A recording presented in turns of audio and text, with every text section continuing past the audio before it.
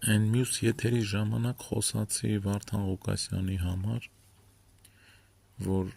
չի կարող նա ընտրվել ինչ հանգամանքներով Հայաստանի ղեկավար, որովհետև ինքը խոսում է ժողովրդի մտքերով, ժողովրդի մտածելակերպով, շատ հասարակ ու պարզ, որ ժողովրդին հասկանալի լինի դա այդ ամենը։ Ես դեմ չեմ դրան, ես էլ կցանկանամ, որ ամբողջ աշխարհում, նույնիսկ ամբողջ աշխարհում, որ այդ ձևի քաղաքականություն լինի, բայց դա չի կարա լինի, չի կարող լինել, պրոստը հենց այտենց ասենք հասարակ ու պարզ քաղաքականությունը պիտի պղտոր լինի, իսկ Վարդան Ղուկասյանի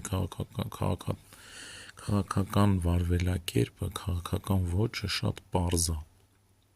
դա աշխարհն էլ չի ուզի դրան, որ ինքը այդ տեսակ քաղաքականություն վարի, որովհետև դա կարա վարակիչ լինի մյուս պետություններում,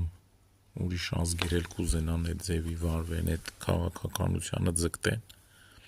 դրա համար աշխարհն էլ է դեմ այդ տեսակի քաղաքականության, պրոստը Վարդան Ղուկասյանը ինքը միամիտ տղա է, ինքը պարզ մարդ է, այտենց ասեմ, ինքը շատ պարզ է, ու միամիտ է, ինչ-որ տեղ, որ միամիտ չլիներ, այսօրվարով ինքը չեր լինի ինտե, որտեղ ինքը հիմա գտնվում է, հաշվարկ չանելով, որ ինքը ինչ, ասենք, տեսակի մարդկանց հետ գործ ունի, ու ուր է ինքը մտնում, ես մի եթերի ժամանակ ասել եմ, որ Հայաստանը